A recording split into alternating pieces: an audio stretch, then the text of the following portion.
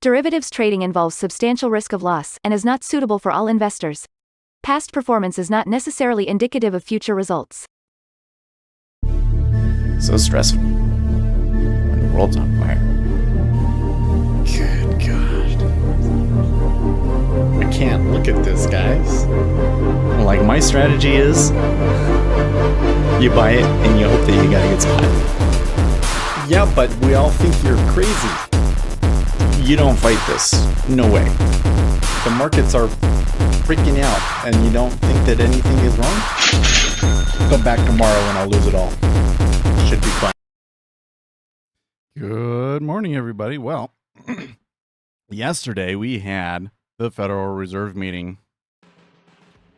And, yeah, I kind of thought maybe we would have some big fireworks with the Fed meeting.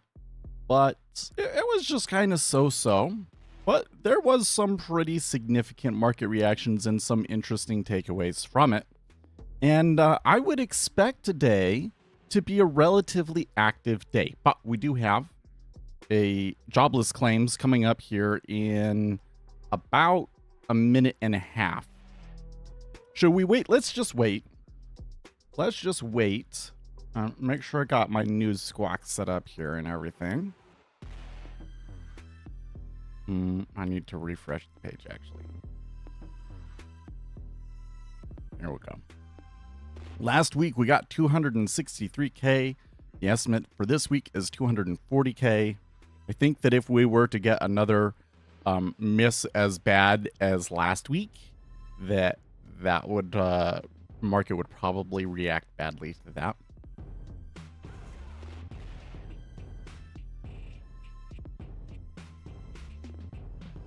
Good morning, Octavius. Always here bright and early. I forgot to schedule the stream early, so I hope everybody can find it. All right, there's the poll.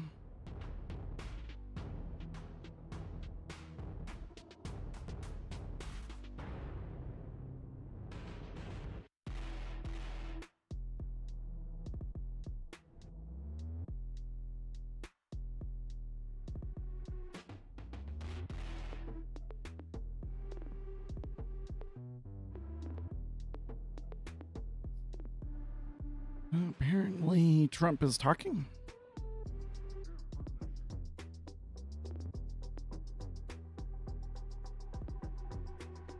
Okay, well, they're moving down a little bit. Still haven't gotten the number. Okay, 231, so slightly lower than forecast.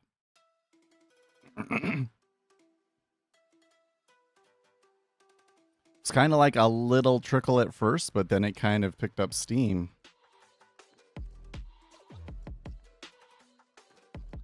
Let's watch it for a minute here. Okay, we're getting icebergs on both sides here. I think that's something that could either get us pinned to 04 for a bit or start a retracement. See if they do it again. Okay, well, there's at least 3K out of the 04.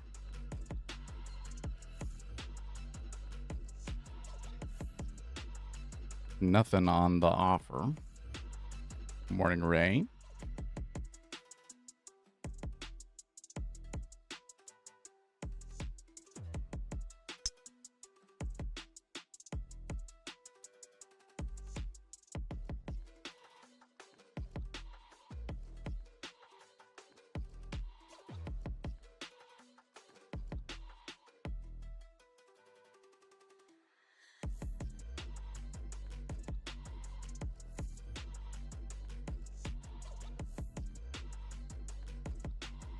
Okay, they did take out the 04. There's a big bit at 03 half.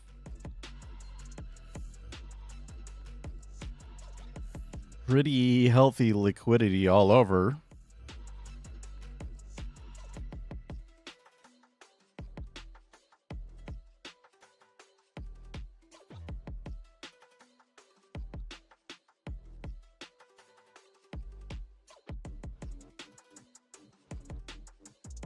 Yes, at all-time highs.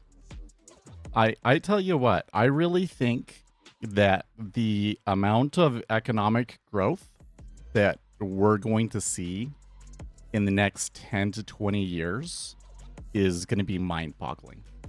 I really think that the S&P 500 should be much higher than it is today. Not to say like based on a valuation basis or something like that, but like this economy wants to grow. And the only thing that's really actually growing right now is our AI spend, like people spending on compute. So if we can get interest rates back to a reasonable level so that the rest of the economy can grow too, I think you're going to see some crazy stuff. I really hope that it goes that way because I think there's a big risk of a recession still as well. So.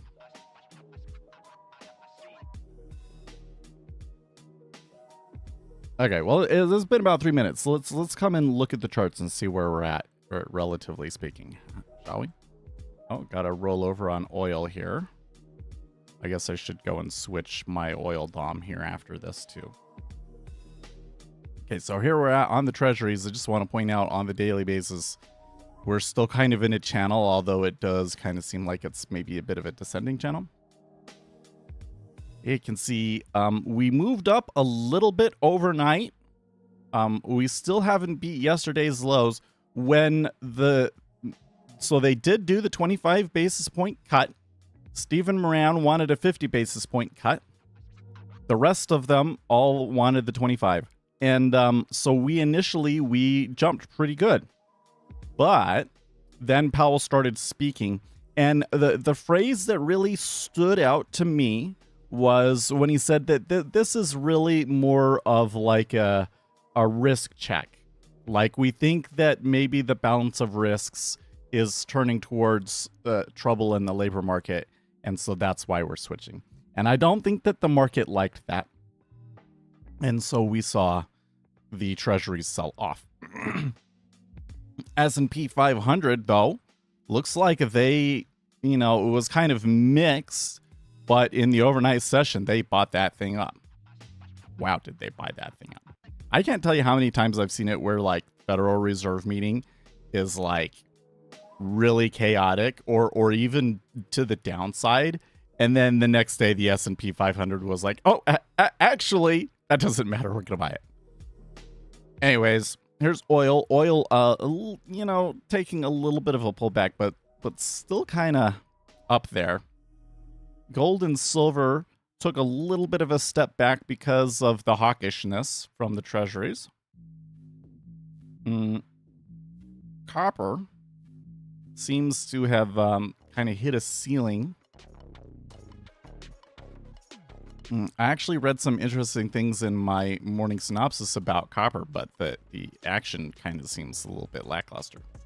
But they were basically saying that they've kind of hit some resistance. And we got the Japanese yen and the dollar here. Japanese yen lower after the Fed meeting yesterday. Kind of curious. And the dollar, 96.6. Oh, yes, Bitcoin. Bitcoin, yeah. I don't know. It doesn't really look to me like Bitcoin is really reacting to the Federal Reserve meeting too strongly, is it?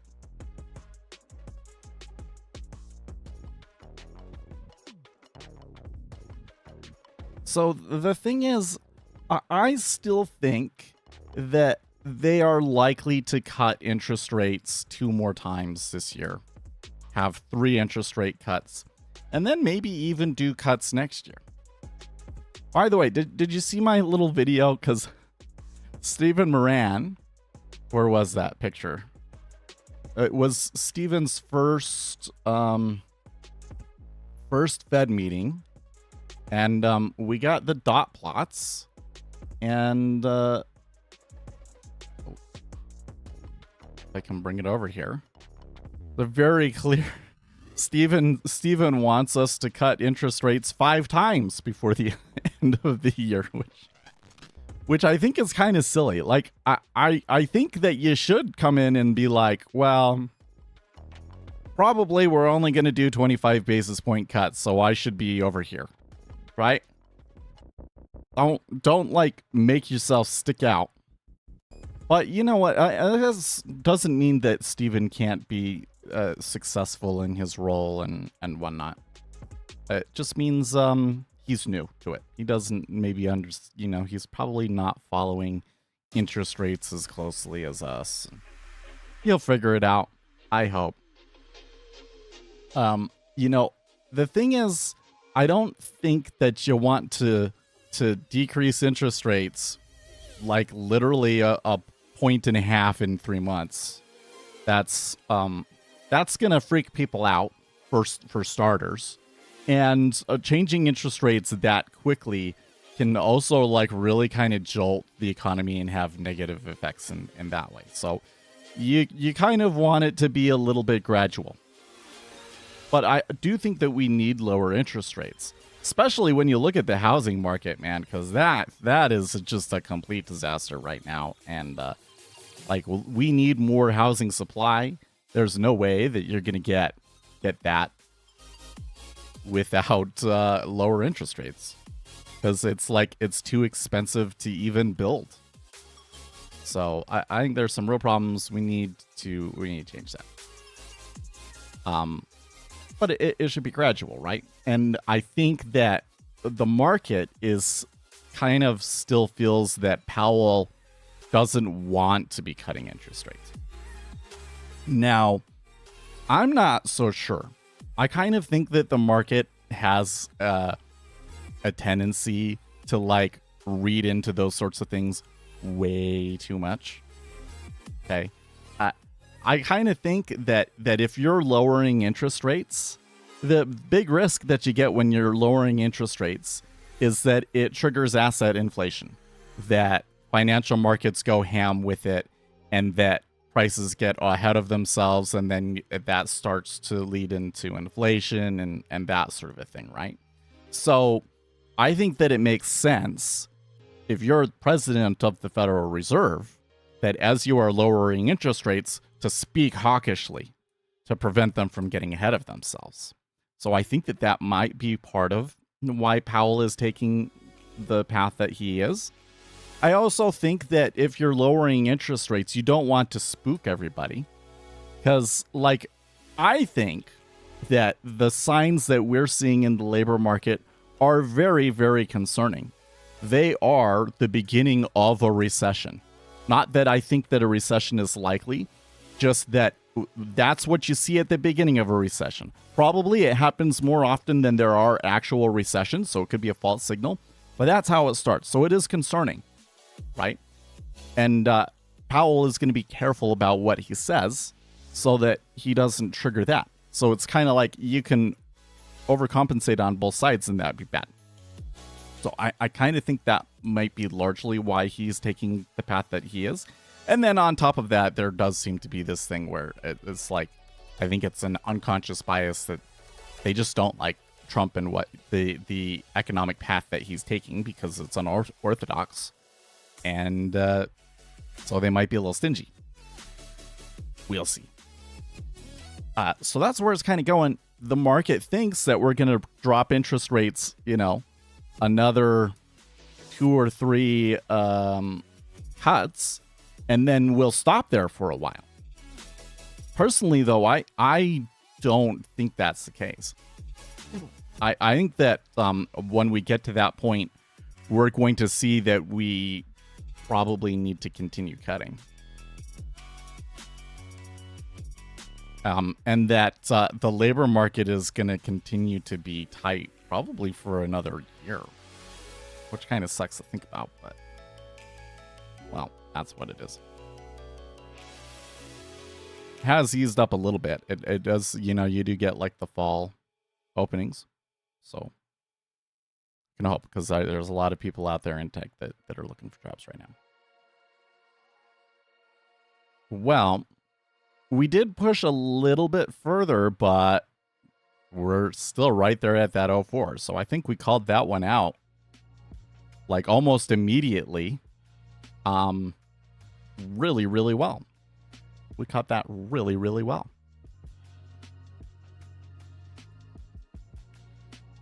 You're at work? Well, thank you for watching me at work. Make sure you work hard, though. We're talking about, what were they saying here in Discord?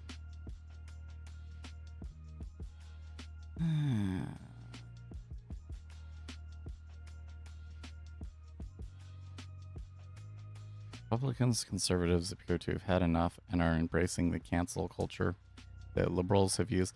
You know, it is a let's take people off of the air for saying things. But I really don't think it's the same thing as cancel culture. Because cancel culture was basically like, if you said something 20 years ago, or if you're not super pro LGBT right now, then you'd get canceled. Like that, the one that I think about all the time was the guy that was at Mozilla. I think it was Mozilla, like the guy that basically made Mozilla, getting chased out, and he went over and started Brave browser. I think is the story, right? Is that right? And like the reasons for why he was chased out were kind of crazy. Or back that guy when they were talking about Google, like recruitment at Google, and the guy said, well, the reason that you have a hard time recruiting women engineers is because women aren't as interested in it. And that was like apparently an awful thing to say. He got fired for that, right? That was cancel culture. Whereas what I'm seeing right now is like people celebrating somebody's death getting fired. Well, it's you're celebrating something that is anathema. Is that the correct word to our democracy? Like we should never go there, and to be like celebrating and normalizing it is not okay. And I think it's you should lose your job over that sort of a thing. Like, I don't think that anybody is an absolutist, really, right? There's a line. There's a line where you say something and you're going to be upsetting enough people that they're not going to want you on the air anymore. You're going to be causing enough damage that, you know, they're going to take you off the air. And the question is just kind of like, where is that line? And I feel like during the cancel culture era, that line was kind of in a place that didn't make sense. Because it basically was, well, if you're conservative, if you're like 50% of the country, then you shouldn't be allowed to work. That's crazy. That's crazy. I'm just saying, we shouldn't have people that promote killing of other people because of what they believe, in positions where they can do harm. Like, fun, you know?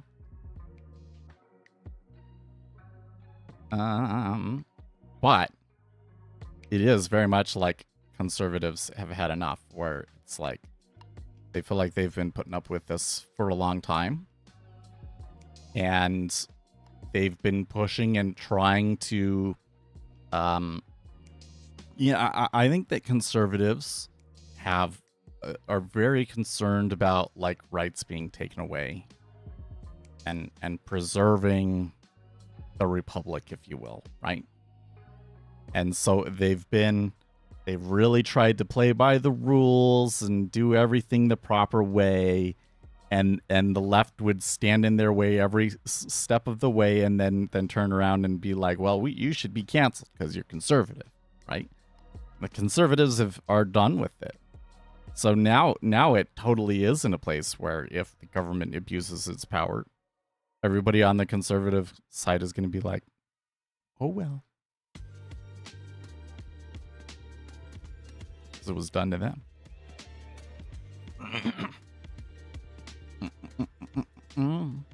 Now, it will be interesting to see where this goes in regard to like corporate governance, because I'm starting to see some signs that maybe we're more ready to start dealing with that. Like, did you see this thing? Was it yesterday yesterday or the day before, Donald Trump was saying we want to make a rule change so that you can report every or 2 times a year instead of quarterly. Mid-year reports instead of quarterly reports. I think that would be a really good change for the market. It's not nearly enough, but it's a good step in the right direction. I think you need to do some other things like ensuring that all executive compensation is deferred long term, so that they really can't manipulate quarterly results just for their options or something like that, right? Because we see that a lot, and I think that a lot of companies have been harmed by doing things that are good for the stock in the short term but are bad for the company in the long term and are hurting long-term shareholder value. I think that a lot of companies do things that are harmful to the public at large, and that is where corporate governance, shareholders are supposed to be able to come in and change that and do something about that. And shareholders don't have enough power right now to change that. So I think there needs to be changes there. I think there needs to be changes in how, like, in equity indexes. My opinion is, not that I've ever seen a study on this or anything, but my opinion is, if the shares are held by a fund, they don't get a vote. That's what I think. Like, you can consult with the funds. They're going to have smart people over there, but they won't get a vote. Because what happens is those people always vote with the board. Always. So just take them out of the equation. Only individual shareholders should be able to vote. That would be a change that I would make. Donald Trump saying let's report twice a year instead of 4 times a year makes me hopeful that maybe we're at a spot where we can start talking about those other things. And that comes directly back to some of this DEI kind of stuff, because one of the things, like the DEI people, they wanted it to be that you had to have a certain composition on your board of race and gender and stuff. I'd like to see some changes there, but I didn't like the changes that the woke people want to make. Let's make changes that will actually, like, do something. That are actually saying, like, here's a problem. We don't like the decisions that boards are making. How can we change the rules so that boards make good decisions? All right, well, they did pause at the 04, but it looks like they're going lower here. Are we below our... Well, I haven't seen Uzi say anything yet, but I kind of suspect that would be below the implied volatility ranges for the 10-year at least. The 30-year also really moved, so I'm starting to see a bit of a steepener get put on.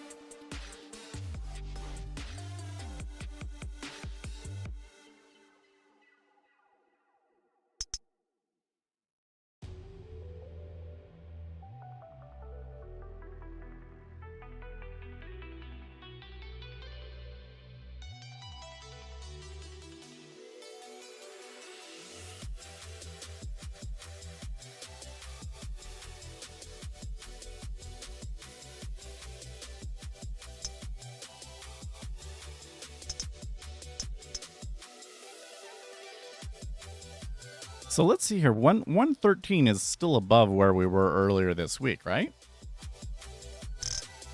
No, maybe not. That is 113 is essentially the bottom of the range that we've been in since the breakout on September 5th when we had the crazy jobs numbers. Or the crazy non-farms.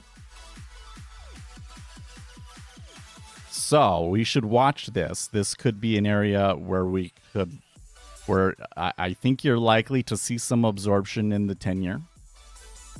But if we're able to bust through that, we could maybe see some wild stuff.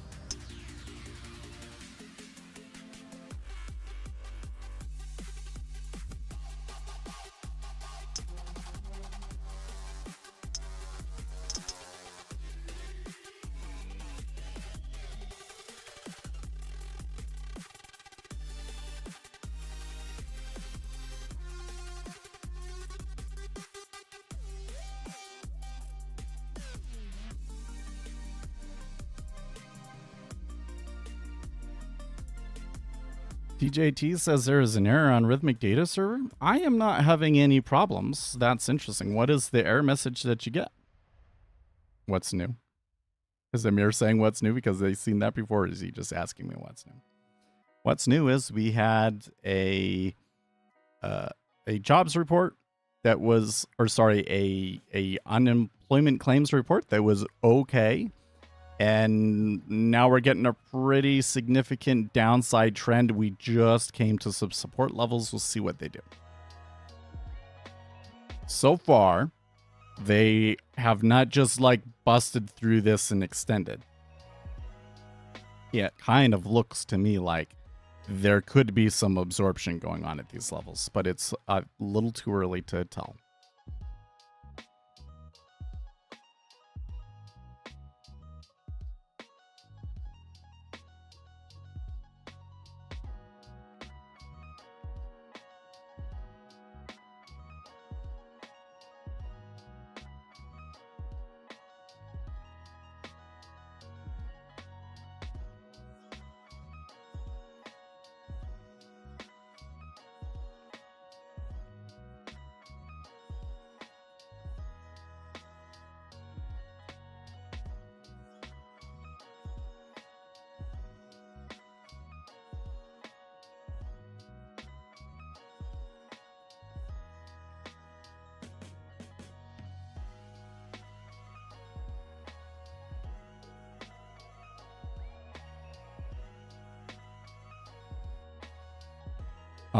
some analysis, and some analyzers said why rate cut happen? Or are we asking why did the rate cut happen? Well, because interest rates have been high for a really long time, and we're starting to see unemployment tick up. And so it behooves us to reduce interest rates.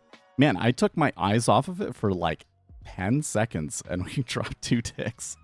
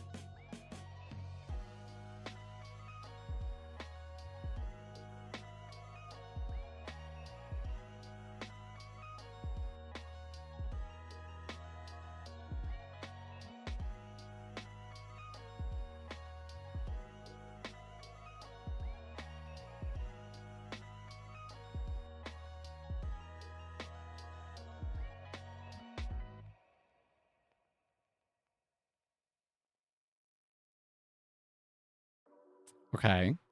I'm starting to see maybe some signs of extension here, guys. I mean, they just traded 7K at 31. So there's people trying to absorb, but they're pushing through it.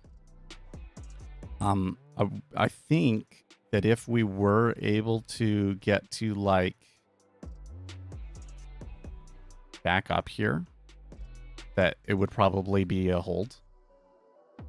But at the moment, I'm concerned about the amount of volume I'm seeing selling.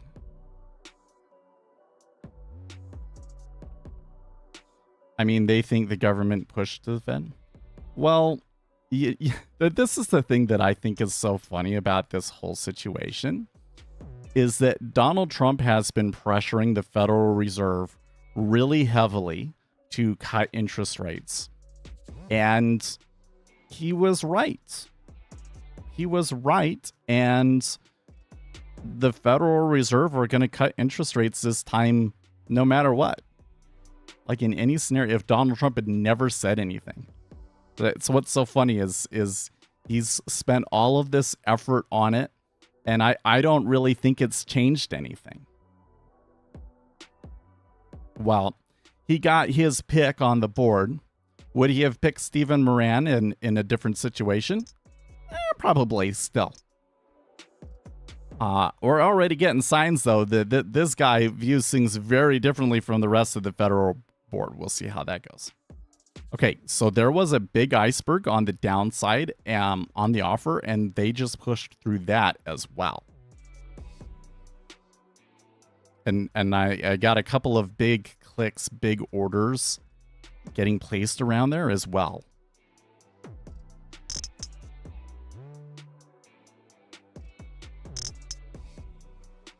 So, you know, one of the ways that I see a lot of people try to trade is they say, well, let's pick some key levels that we know about and then watch how things behave around those key levels. And then at those points, we will kind of decide which way we think it's going to go. And I personally don't think that that's very effective. I've never had success doing that, and I tried doing that for a very, very long time. And I think the thing is that often when you come to those kinds of points where there's a bit of a battle, you can see it both ways, right? There's been some big icebergs. There's been some big volume here. So I think one could very, very much argue that there is some absorption and be trying to take the reversal trade. But so far, you've been wrong for 4 ticks, at least, right? Now, on the other hand, we could also say 113 was the line and they've busted through it, so we should see some extension. Maybe. I mean, that's what's happening right now, at least, but that doesn't mean that you sell 29 that you can make money. Are we continuing to see steepening as this moves? A little bit, yes. I would say it's selling across the curve as well. So that does support a short. The Japanese yen is moving with it. The S&P 500 is moving with it. Okay. So this may have more to do with the dollar than anything else, huh? Yeah. But the dollar is taking a breather there, so if it's really the dollar, that does not support a trade right here.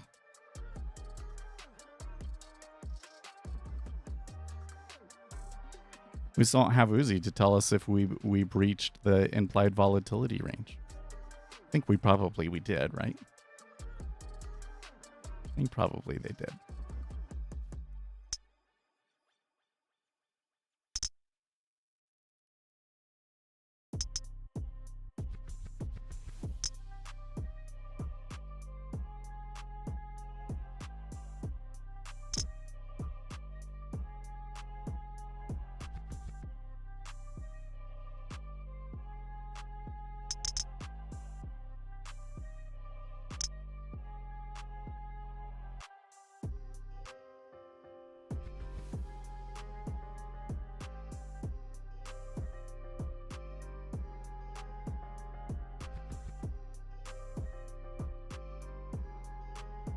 You think the move is due to triple witching on Friday? Oh, no, well, but there's triple witch. I mean, it's a significant day for ES because, you know, they're about to roll over. I don't know.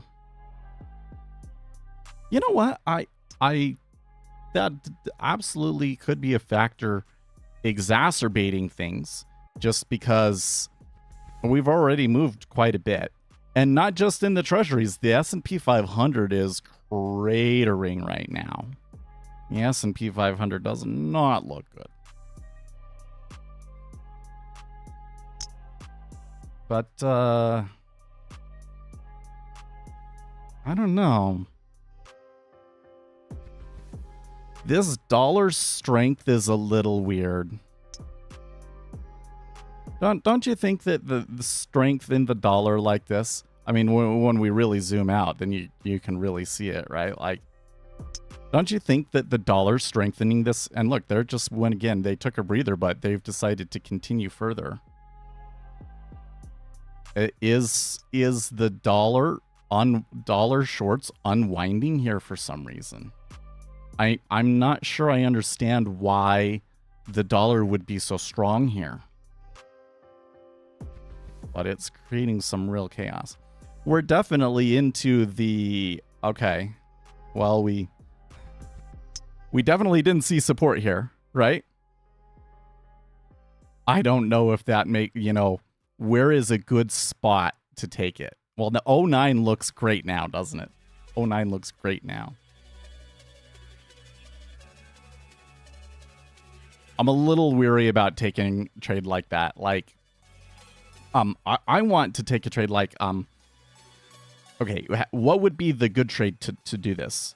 The good trade to do this would be, I know because of X, Y, and Z that we're going to see dollar strength and the treasuries are going to sell off considerably here. So even though there is some support, strong support underneath of us at 113, I think that we're going to go right through that.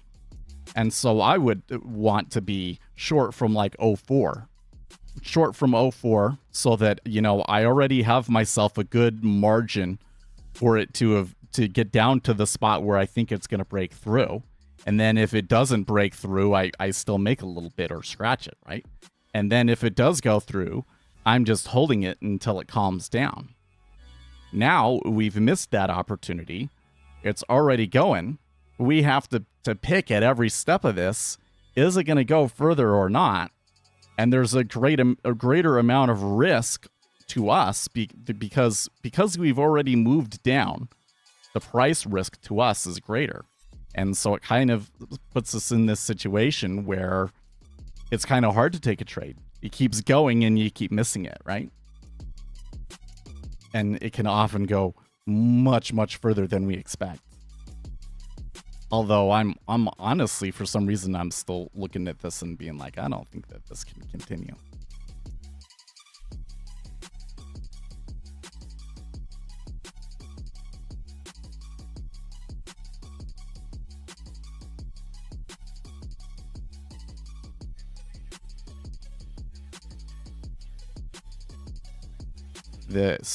The strength in the dollar is definitely the story, and I'm not sure why.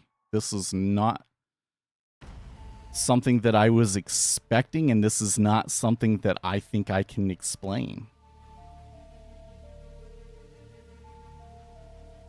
Why are people moving their assets into dollars?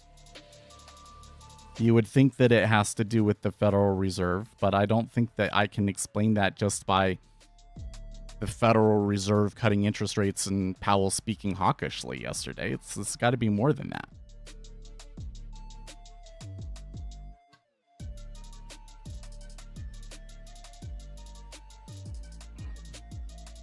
It could be a positioning thing, like maybe the shorts in the dollar were just overextended and they are taking their trades off. And that would maybe make a little bit more sense. But then there's also the question of like, why is the dollar anti-correlated with both equities and treasuries in this situation? Is also a curious question. Is that the correlation between the dollar and the treasury is kind of mixed. Hawkish? I would say that Powell's comments yesterday were somewhat hawkish, yes.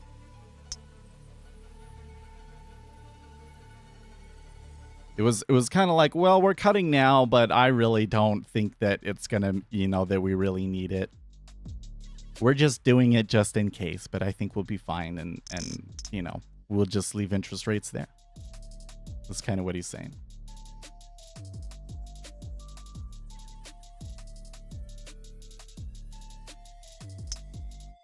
Well, they do seem to be building a distribution around 28.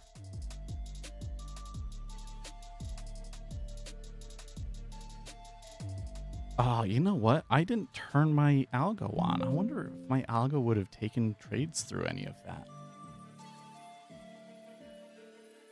Well, let's turn it on. It'll calculate it after the fact. What I'd like to see is a little short, like right there. No. Well, yes. Yes and no. Interesting.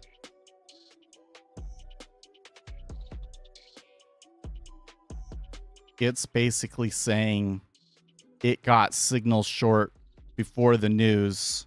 It got out because of the news. And then since then, it's continued to be persistently short, so much so that it can't get another signal. That's crazy.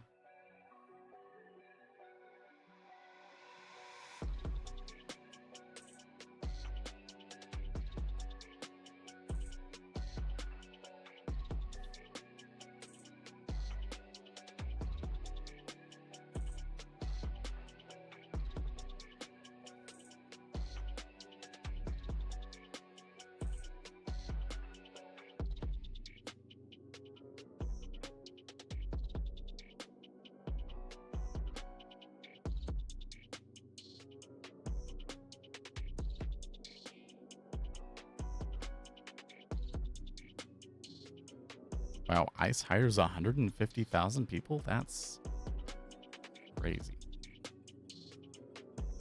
Yeah, negative 46K delta just for the pit. Yeah, that's something that I should have pointed out. It's an insane amount of volume that came through. Like, I'm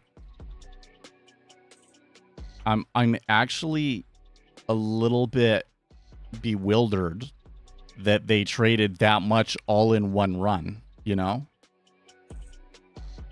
So usually they're going to wait and slow ride it and everything, and they just kept going and going and going. Because I think the thing was, both here at 113 even and at 30, there was strong signs of absorption. There really was. There was a lot of big icebergs in there.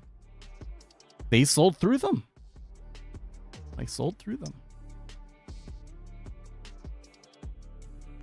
When you start seeing that sort of thing, it makes it really hard to want to stand in front of it, doesn't it? Like, even now that it's kind of calmed down, it's still kind of like 27.5? I don't know, guys. Too scary for me. By the way, where are we at in absolute rates? 4.1? I would really still like to see them below 4.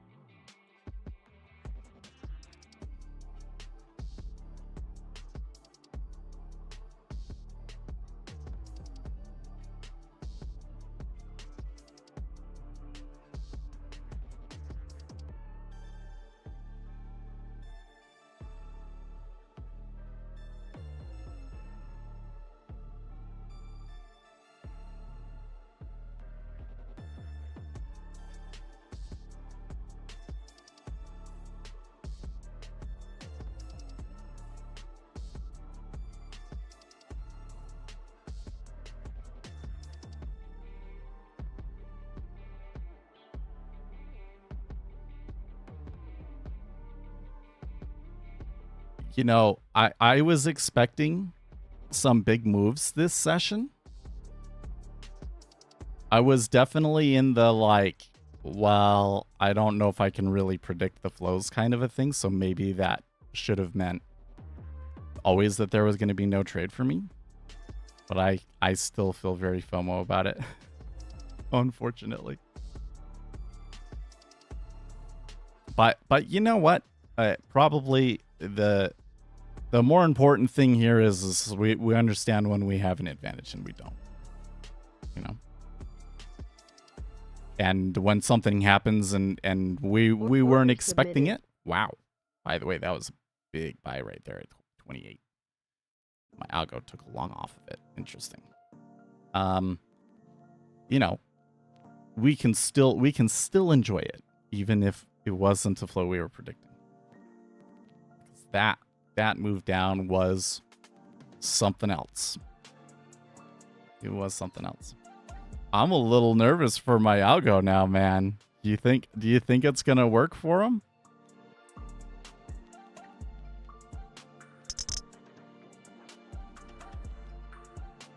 The dollar is moderated, or has, let's say, has moderated. Japanese yen looks pretty similar to the Treasury. Interestingly enough, we didn't see that that much. Well, I mean, gold moved with it, but the move in gold was not that big.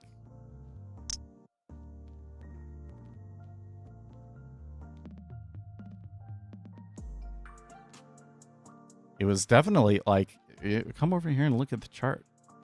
I mean, it was everything, even, right? Oil, S&P 500, Japanese yen, gold. Again, the gold one is not as big as I would think.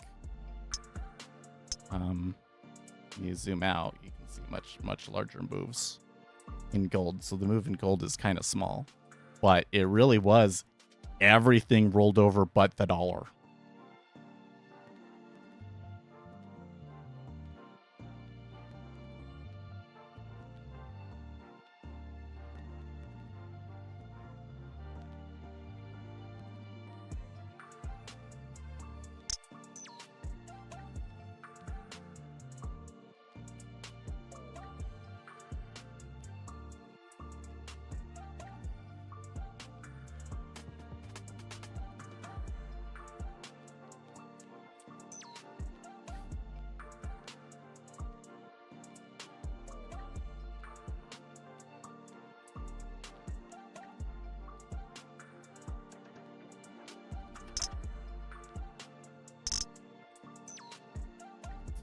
I see these days gold have a correlation with the equity market, and it's weird for me. Well, I wouldn't say so much that it's a correlation with the equity market as it's a correlation with treasuries, and treasuries have it, and the equities have a correlation with treasuries too. But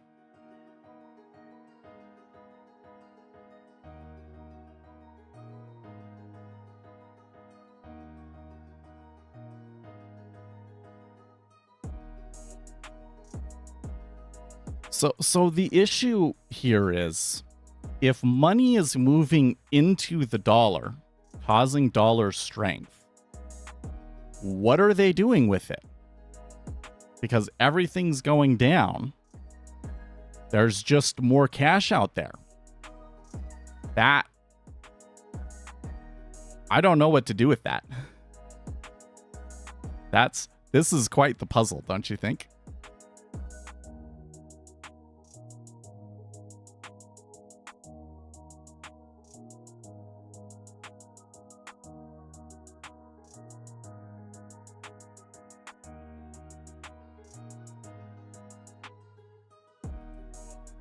Like, I would expect to see something where, like, you know, gold moves up or something like that, kind of showing that people moved into gold or something like that. But it's not that. It's like they moved into dollars and then went short treasuries or something. I don't.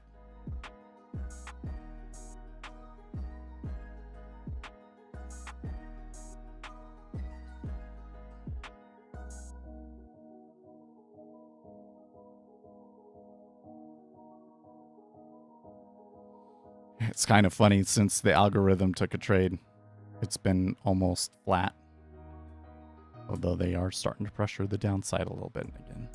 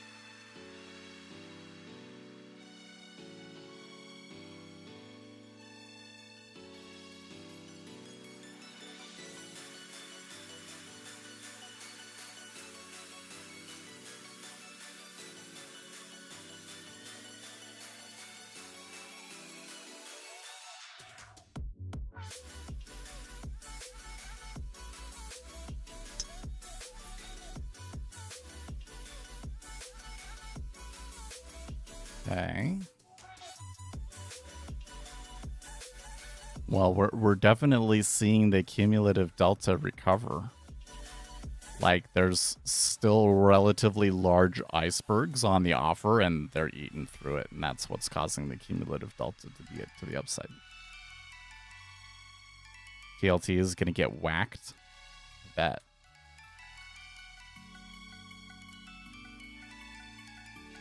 I mean, the 30-year really took it on the nose through all of this, when you look at it like that. I mean, it's only a retracement of some of the decline that we've seen since, or some of the rise that we've seen since September. But gee, I don't know.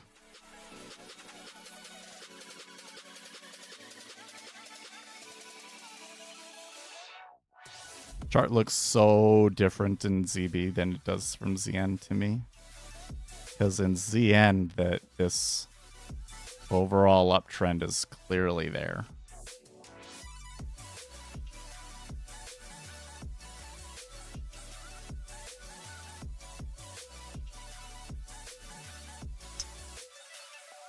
Could be due to the weakening of currencies. Well, I mean, for it to be moving like this, that they have to be selling those currencies and buying the dollar.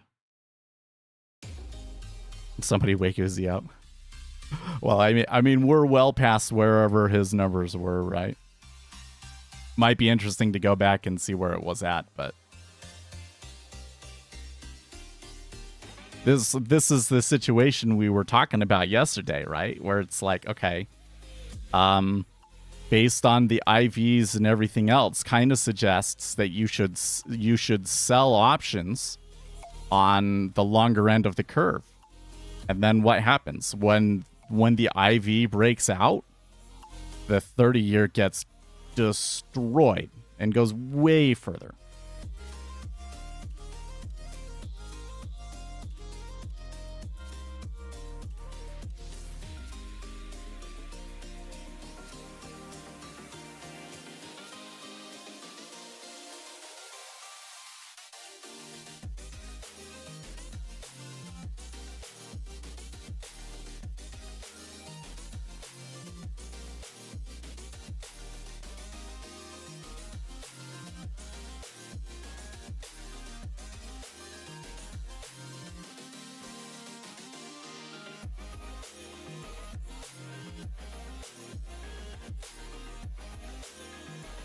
This session is going by quickly too. We've been pretty focused on why it's moving, and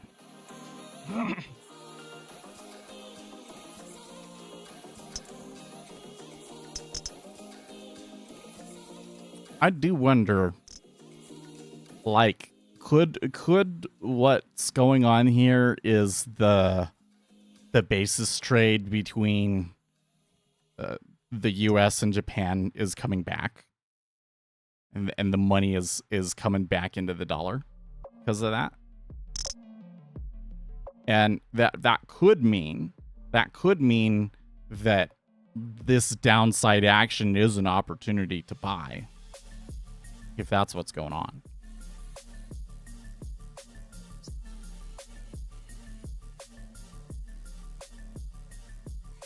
Here. Why is my news squad giving me a warning? Do we have other news later today? Well, Trump and Starmer are having a press conference. Have 10-year tips today.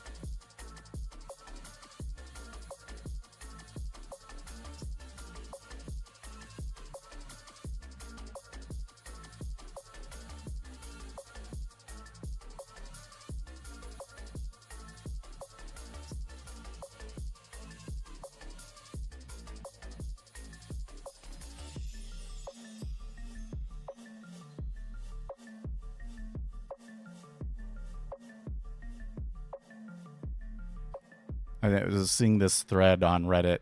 They're talking about, well, if the family raised him right, then why did he go astray later, right? Well, because young people are wired to go and seek out things that are different from what they grew up with. I think that the problem is if you think about the internet as a room, and there's those deep, dark corners of the internet that you shouldn't go to. What's happened is we've allowed that dark corner of the internet to take up like half the internet. You can see like a little political cartoon of like, you know, an elephant and a donkey sitting in the middle of a room, terrified by this darkness that's crawling up to them. They gonna breach it? I tell you what, I find the long, I'm not going to say compelling, interesting, but so far, the pressure is that keeps going to the downside. Like, I wouldn't say that the flow is to the downside. The flow is to the upside, but price has been to the downside. Or they're hanging out at this lower end of the range, and its long is at the top end of the range. So if this breaks, he's gonna puke hard. Well, my algorithm doesn't puke, but it should. It should puke hard. If it was live, I would certainly be there like, okay, we're gonna kill this.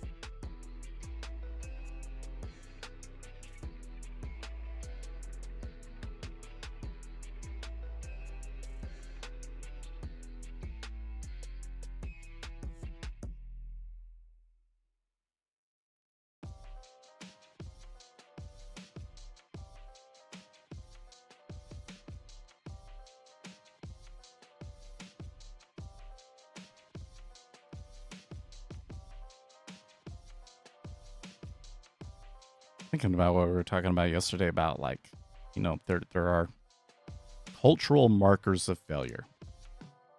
But what actually is there? Can we make a list?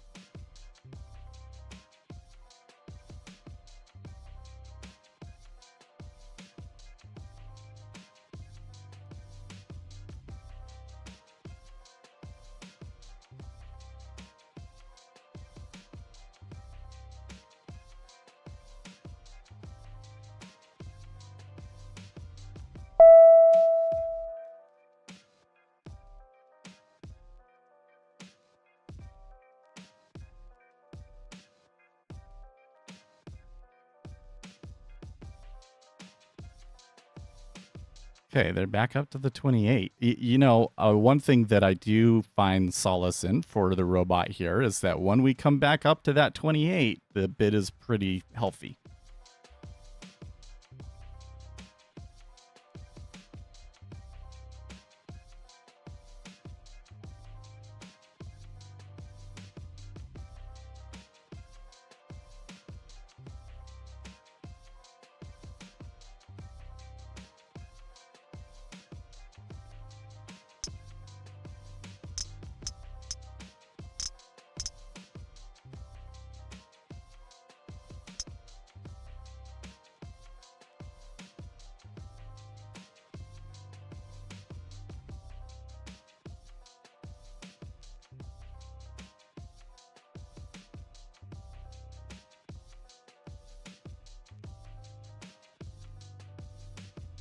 So I'm asking ChatGPT, what are the hallmarks of harmful culture that you should avoid? Because again, my basis here is I'm saying there are some beliefs and behaviors and attitudes that are harmful to you both physically and spiritually, and will hamper your success in life.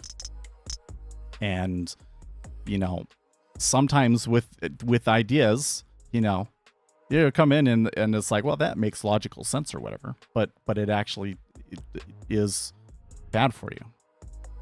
So how can you know? So I asked ChatGPT, what are the 12 hallmarks of harmful culture that you should avoid? And here's what it says. Number 1, the glorification of laziness or apathy, framing lack of effort or mediocrity as something to be proud of. So number 1 right there, because that's the thing that, like, the value that I see lacking in modern culture that bothers me the most. I believe in excellence. I think that you should be doing your best at all times. And most kids don't believe that at all. The glorification of laziness or apathy is absolutely a hallmark of a culture or a community that is not going to help you. Normalization of substance abuse. Yeah, that's another one. I don't know if that's what I would have put there up at the top, because I mean, substance abuse is like so common in so many cultures now, but I don't. I definitely still think it's true. Number 3, peer pressure to conform at all costs, discouraging individuality or mocking those who pursue different, healthier paths. Yeah.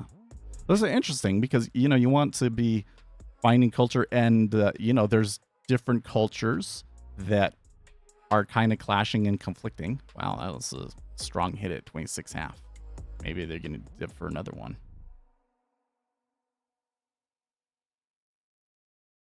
A little nervous there. You know, we got this culture clash thing. So there's definitely going to be this thing where groups are going to try and preserve their internal culture against what's outside. But I still think that within that there is a you know, there needs to be a certain amount of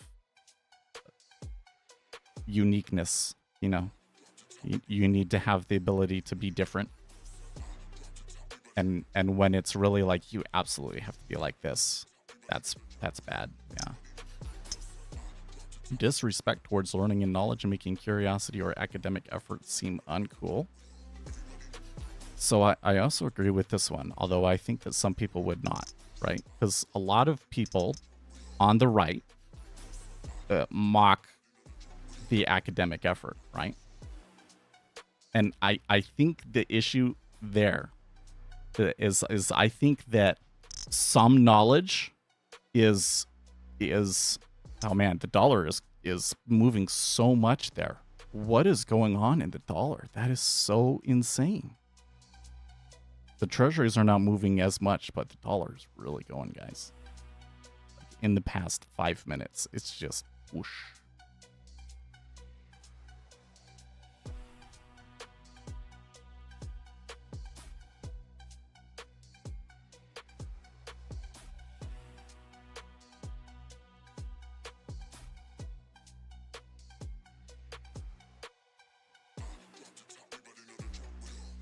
Because this is like some massive dollar short is deleveraging or something.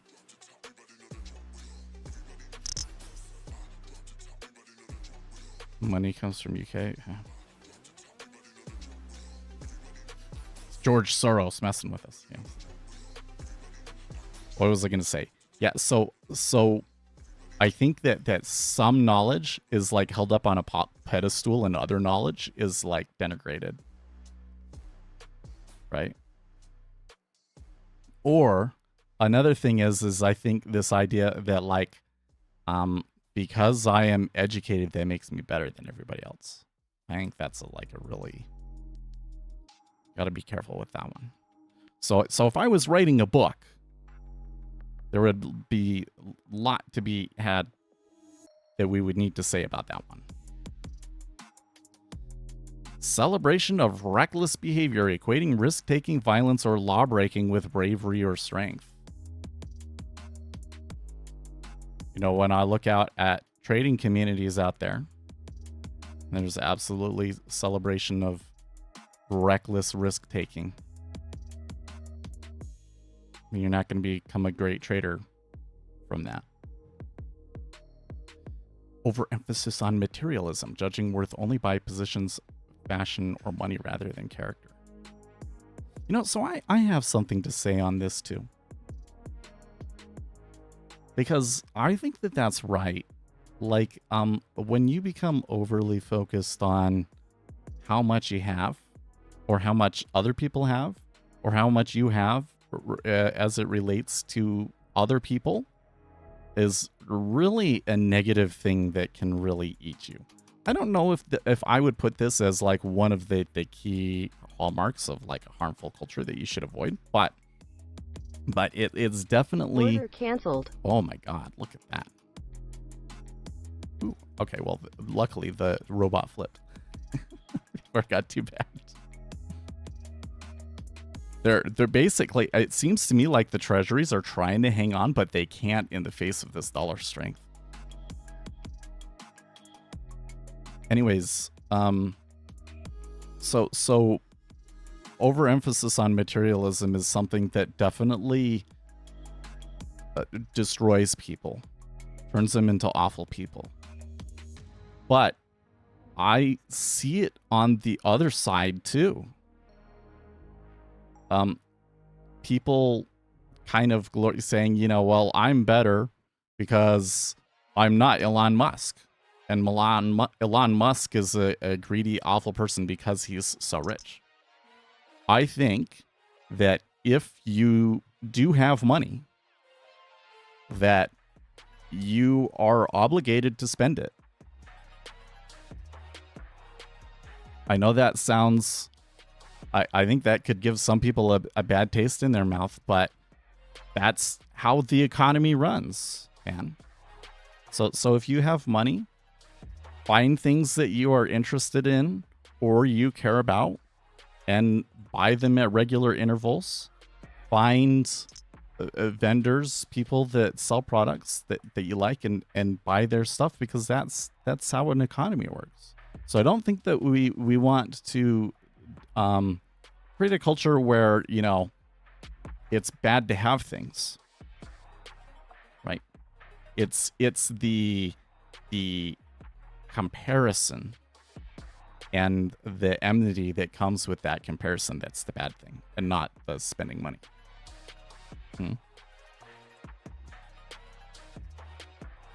Overemphasis on materialism, judging worth only... Oh no, wait, I just read that one. Toxic competitiveness, tearing others down to climb socially instead of encouraging mutually. That's very much, you know, so I wouldn't put that so much as a sign of bad culture, as much as it is the opposite is going to be a sign of good culture, because this is just something that most people don't understand inherently. I think that we're kind of inherently wired to be competitive and to tear other people down. That's what most people do, right?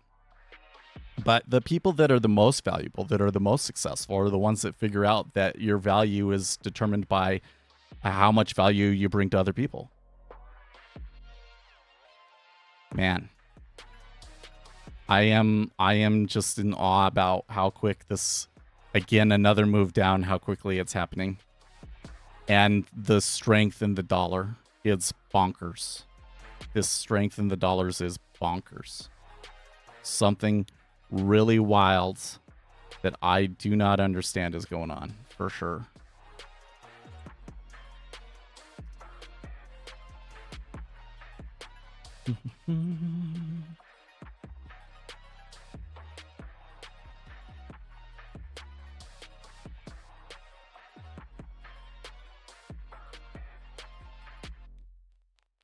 YouTube is advertising prop firms during your live stream. Yeah, well. I tell you what, rocks. If I had stayed on the prop firm path, I'm gonna say something. Listen, whenever you say something that is maybe like complimentary of yourself, I'm always kind of paused, because people are gonna be like, okay, whatever, Seth. But I'm telling you, just based on all of the data that I have and everything, this is the hard truth.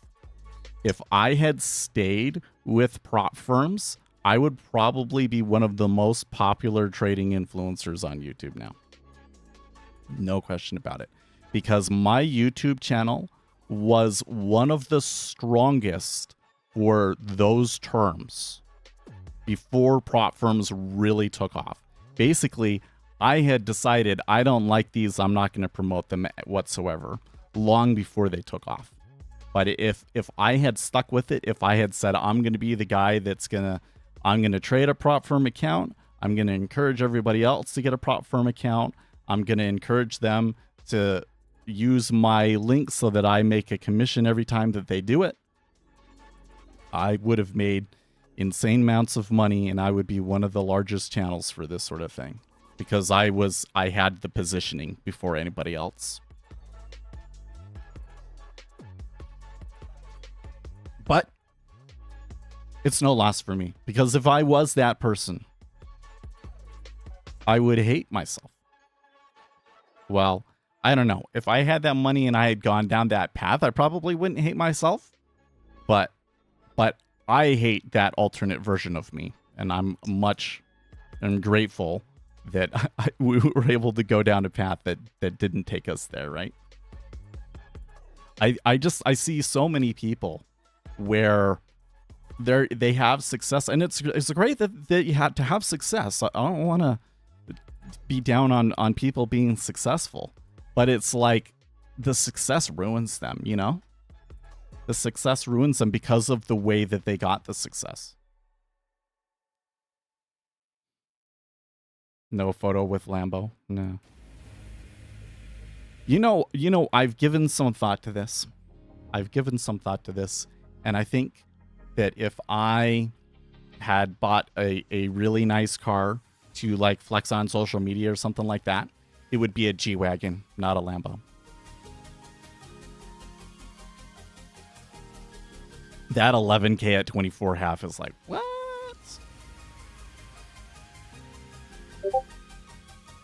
So, granted, I haven't tried to take any trades through this, largely because I am just so bewildered by the dollar strength. But remember earlier when I said, I can't believe that not only is it like a 45K change in the cumulative delta, blah, blah. Not only did we drop 45K in cumulative delta just all at once. Like that's a huge move. That's like, you know, it would usually take them all morning to do that. And then we kind of went quiet. And I was kind of thinking like, well, did so much trade, like when you have an order that big, there's no way that it's just one wave, right? There'd have to be follow-up waves. Well, there was, but you know, I was still sitting there like, well, there'd have to be a follow-up wave, but then like, this is so huge. There's no way. I couldn't believe it. I still don't believe it, but it happened. It happened. The S&P 500 is going for another leg down too. Although, you know, the S&P 500 is mostly giving up its gains from overnight, so that's not like a huge concern. I think that what we're seeing here in the Treasuries is a huge concern.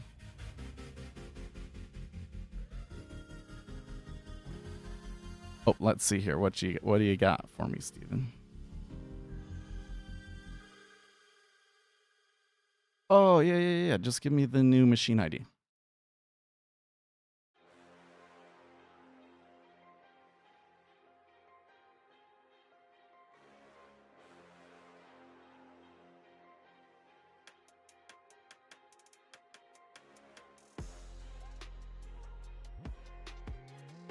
I really hate that you know, you update anything about your computer and it changes, but you know, that's the way that it is.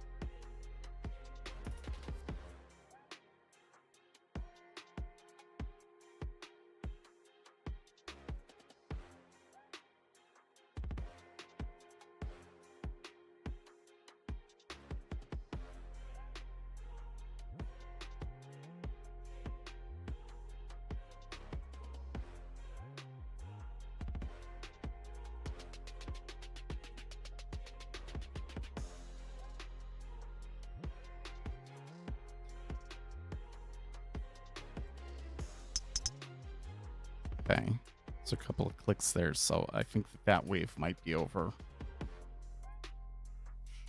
That's good, because I was kind of worried about like we would be in the middle of a downturn when it was time for us to get going.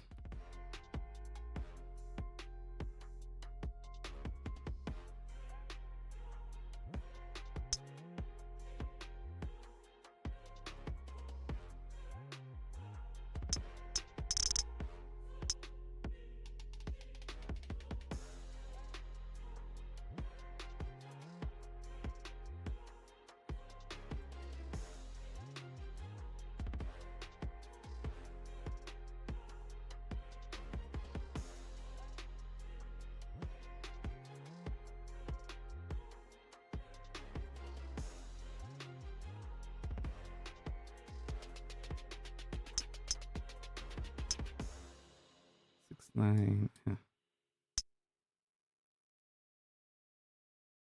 Oh, there you are. Oh, you did that a long time ago. Whatever. It's okay.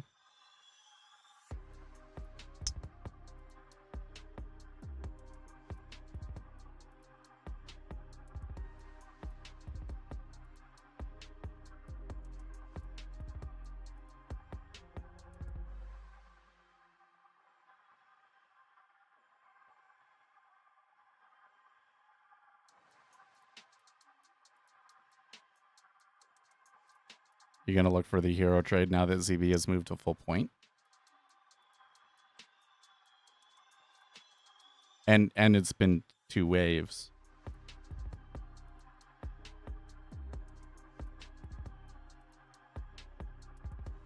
I mean, like, so one of the things is that we're able to call the spots really well. As time goes on, I'm starting to become really impressed with how well I can call the spots. That spot is either going to be a plateau or is going to be a reversal. And I think that we're getting that at 25. So, yeah, the hero trade makes sense because that's either going to retrace or they're just going to sit there at that spot. How much profit you take on that is a different issue that I still have a problem with.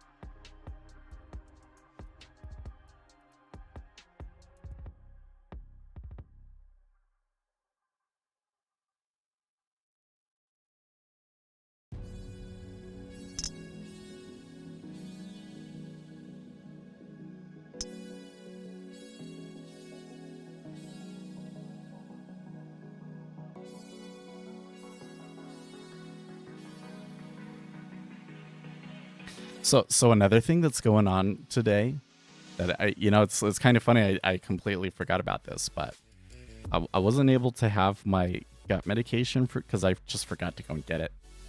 And when that happens and the inflammation comes into my gut, like it really depresses the rest of my system.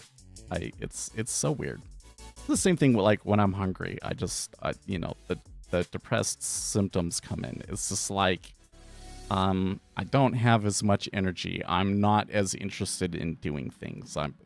There's a lot more like existential dread sort of a thing going on, right?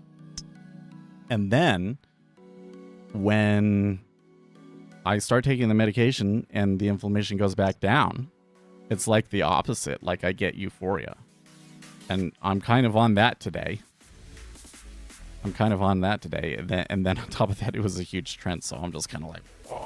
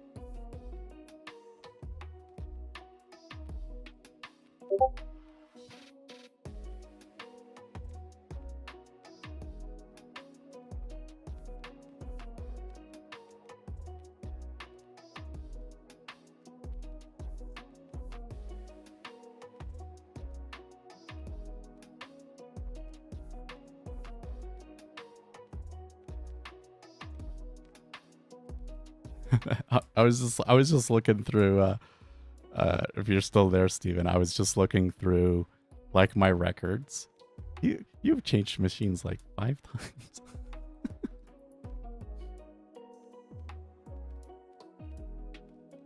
That's good though. That means you get newer computers all the time. Good for you.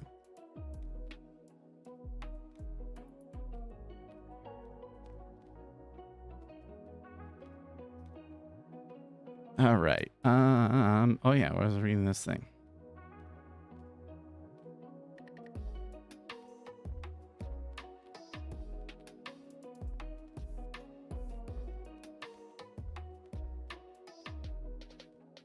Order canceled.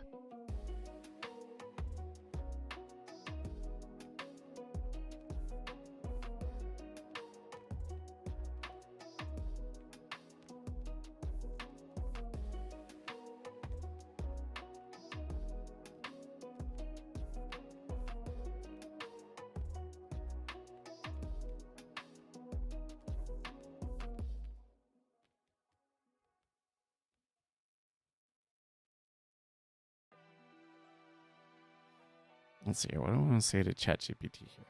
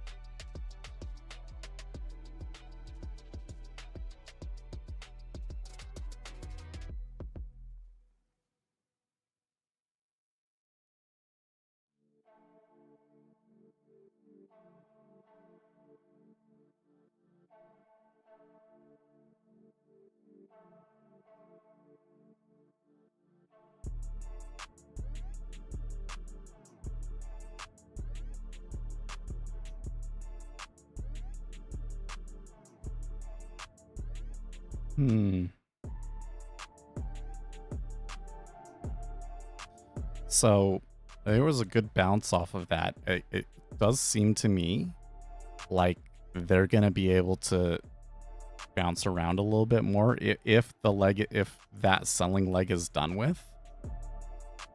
The dollar definitely changed, but man, oh man, did that thing move?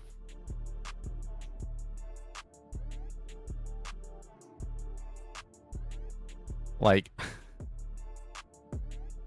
when we were looking at it here, it was like, wow, the dollar seems really strong. Then it did this.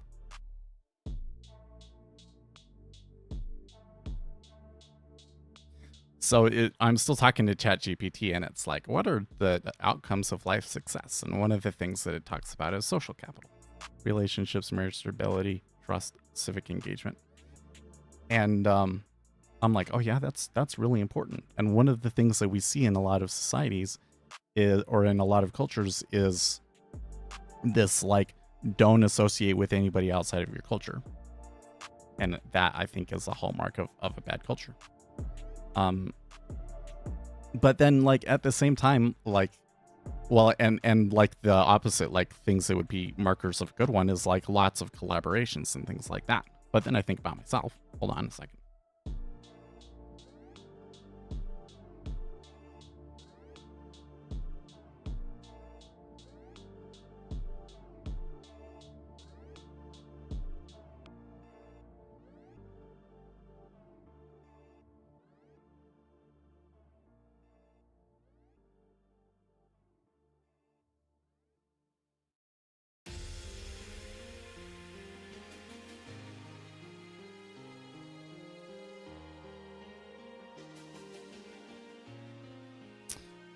Anyways, one of the things that I feel like the worst about with the channel is I don't feel like I collaborate enough. Is what I was getting at. I need to collaborate more. But we have done some collaborations with that and work with some people. It's kind of hard because there's a lot of idiots in the trading space, you know. But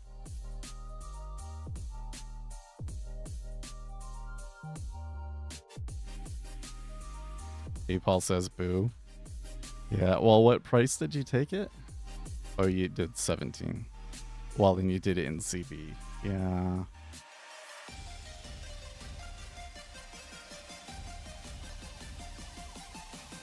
I think that ZB is so hard to trade in situations like this because it's so big. The tick size is so much.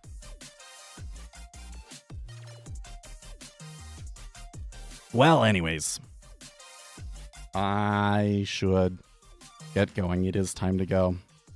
I really want to know what's going on with that. Like, well, Intel shares soar 30% after Nvidia agrees to invest $5 billion.